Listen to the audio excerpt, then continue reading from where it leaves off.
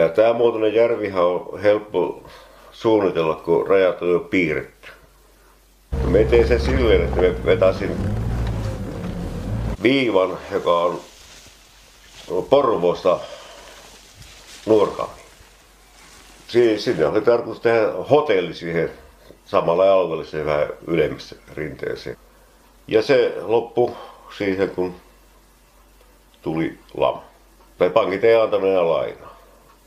No alussahan se tuntui vähän ilkeältä, kun sitä ei kukaan huomannut. Ja kun mä olin varma, että kun se joku kone tai yritti, se tulee ihan isokin juttu, mutta ei se tullut yhtään mitään.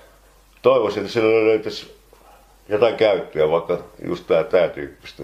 Haluaisin, että siihen tulisi vaikka lintutorni tai jotain tämmöistä, josta pääsisi katselemaan vähän ylempää.